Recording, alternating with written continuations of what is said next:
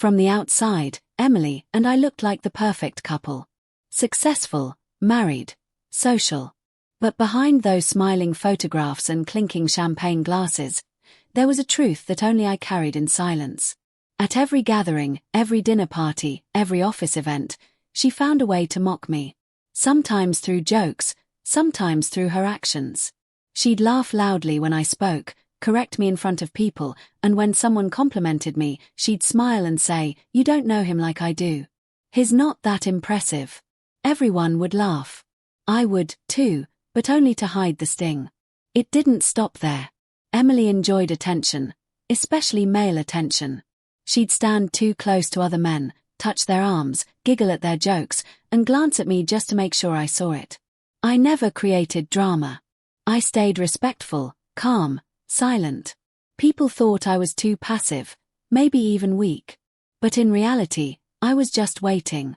Waiting for the day she pushed me far enough to do what she never expected. That day came at a close friend's birthday party. She was in a red dress, drink in hand, and surrounded by a group of guys. She laughed and said, "Honestly, I don't even know why he's here. He barely fits in with successful people." Everyone chuckled.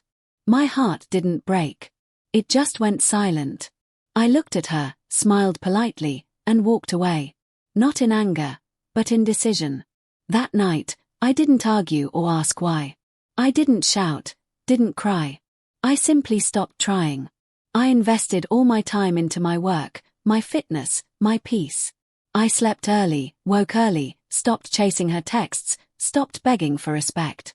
She thought I was just sulking, and would return to normal. She was wrong. I wasn't reacting.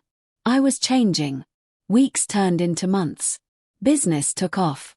I started receiving invitations, not as Emily's husband, but as the guest of honor, the speaker, the man people wanted to meet. I was no longer standing in the corner of rooms. I was at the center of them.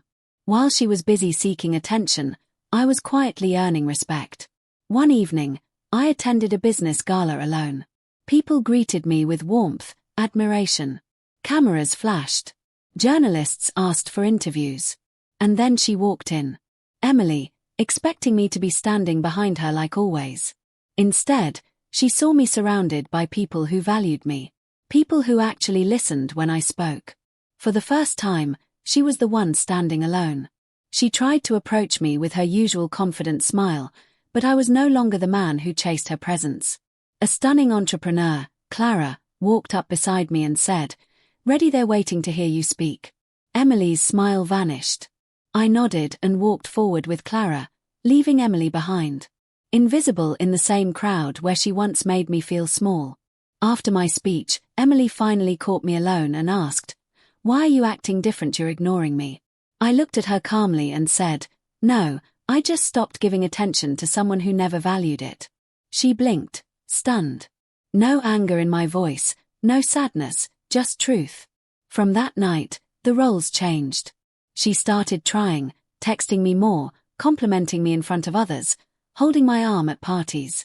The same woman who once ignored me while laughing with strangers now stood closer, afraid someone else might take my place. But I wasn't cruel. I wasn't revengeful.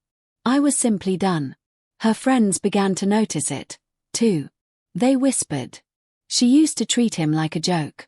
Now she looked scared to lose him. She felt it. The imbalance had shifted. She was no longer the star in the room. I was. And the worst part for her, I didn't even do it for revenge. I just outgrew her. One night, she finally broke. "Please," she whispered. "I know I was wrong. I shouldn't have treated you like that. Just don't leave me behind." I sighed and said, "Emily, I never left you. You walked away first. Every time you made me feel small in front of people. I just chose not to follow anymore."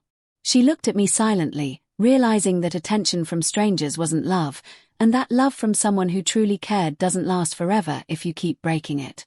I walked away, not in anger, but in peace. And she finally stood where I once stood, surrounded by people, yet completely alone.